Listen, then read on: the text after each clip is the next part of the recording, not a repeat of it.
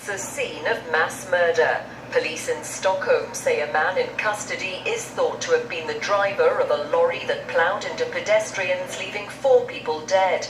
Having circulated pictures of a suspect, a 39-year-old from Uzbekistan was detained in a northern suburb of the Swedish capital on suspicion of terror crime through the act of murder.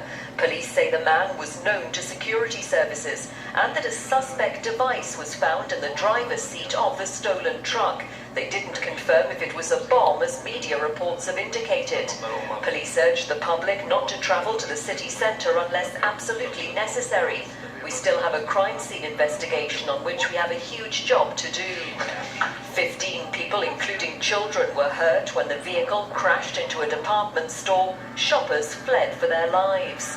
Over the past year, Europe has seen several attacks in which vehicles have driven into crowds. So-called Islamic State has encouraged its followers to use cars and trucks as weapons.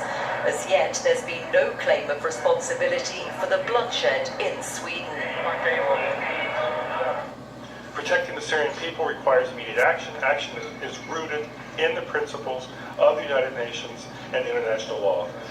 The UN has urged world powers to prevent an escalation of the situation in Syria after the US struck an airbase there in reaction to a deadly gas attack it blames on President Bashar al-Assad. The move deepened a rift at the UN Security Council between the West and Russia. We strongly condemn the illegitimate actions by the United States. The consequences of this for regional and international stability could be extremely serious. Our military destroyed the airfield from which this week's chemical strike took place. We were fully justified in doing so. It was time to say enough, but not only say it, it was time to act. Bashar al-Assad must never use chemical weapons again. Ever.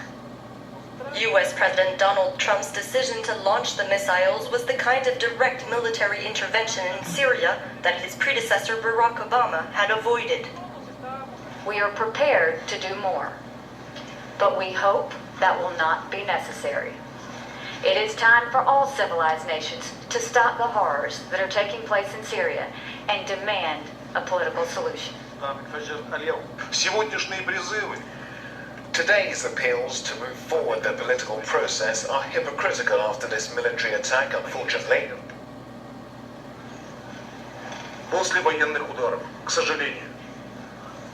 Russia said the attack undermined what it called clear progress in Syrian peace talks, which Washington refutes. Russia is supposed to have removed all the chemical weapons from Syria, but obviously that has not happened. The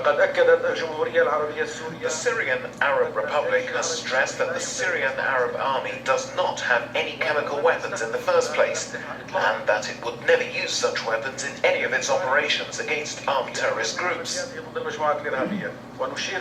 me stress that it is well known that those weapons have been used and stockpiled in many parts of Syria by terrorist armed organizations.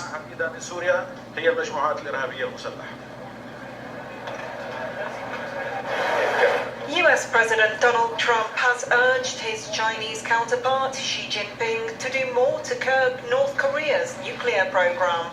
The leaders also discussed reducing Washington's vast trade deficit with Beijing as they held their first face-to-face talks in Florida. Although few specifics were given, Trump appeared to soften what had been a critical stance towards the world's second biggest economy and accepted Xi's return invitation to make a state visit to China. Venezuela's opposition leader is vowing to fight on despite being barred from holding political office for 15 years.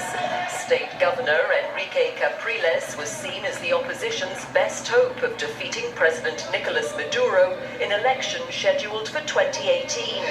Authorities, though, have now disqualified him for what they call administrative irregularities. The ban is all the more reason to mobilize, he told supporters in Caracas, urging them onto the streets today for the latest in a wave of protests against a president accused of leading Venezuela to dictatorship by cracking down on dissent. Leftist Maduro maintains he's defending the legacy of the late Hugo Chavez. But Venezuela has the world's highest inflation rate and crippling shortages of food and medicine.